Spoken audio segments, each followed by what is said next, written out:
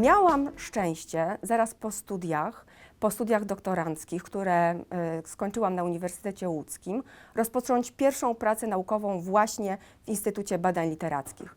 Dojeżdżam z Łodzi do Instytutu, więc podróżuję do niego co tydzień. W pociągu mogę świetnie pracować, korzystając z nowych technologii i całą swoją bibliotekę w formie cyfrowej noszę z sobą. Natomiast do Instytutu przyjeżdżam spotykać ludzi. Spotykać ludzi i pracować w doborowym towarzystwie i z najlepszymi współpracownikami, jakich miałam w swoim zawodowym życiu. To mi się bardzo w Instytucie podoba, że mogłam realizować w nim swoje własne, indywidualne, doceniane badania w świetnym gronie, które również pracę zespołową stymuluje i do pracy zespołowej mnie wdrożyło, przyzwyczaiło i nauczyło jej.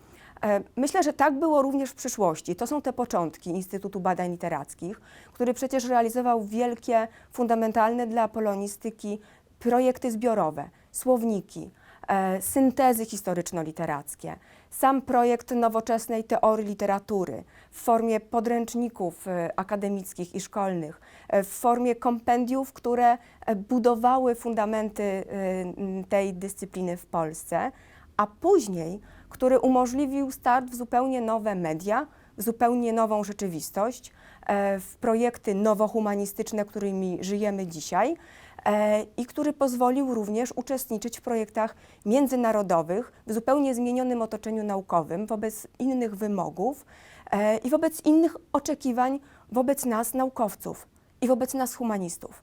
Bo to nie jest tak, że siedzimy z kałamarzem i piórem we własnych domach, we własnych bibliotekach, kurzymy się lub odkurzamy kurzy w naszych bibliotekach. Nie. Jesteśmy potrzebni dlatego, że zajmujemy się tym, co jest chyba ważne dla każdego człowieka, także w jego życiu codziennym. Jak komunikować, jak rozumieć siebie nawzajem, jak rozpoznać wartości, które tworzymy, jak rozumieć świat. Rozumieć świat poprzez teksty, poprzez szeroko rozumiane teksty kultury. My oczywiście w Instytucie Badań Literackich bardziej trochę jesteśmy skupioni na tekstach literackich, na tekstach językowych, ale odnosimy je do coraz innych kontekstów kulturowych, również dzisiaj do nowych mediów na przykład.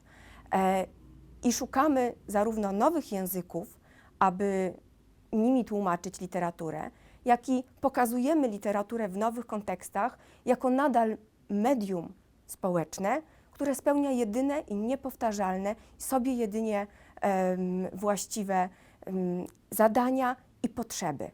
I tak też oceniam stan humanistyki i stan literaturoznawstwa na dzisiaj. Spełniamy inne potrzeby niż film, inne potrzeby niż gry, oferujemy coś innego, ale zawsze zajmujemy się tym, co jest najbardziej ludzkie, bo żyjemy w świecie ludzkim.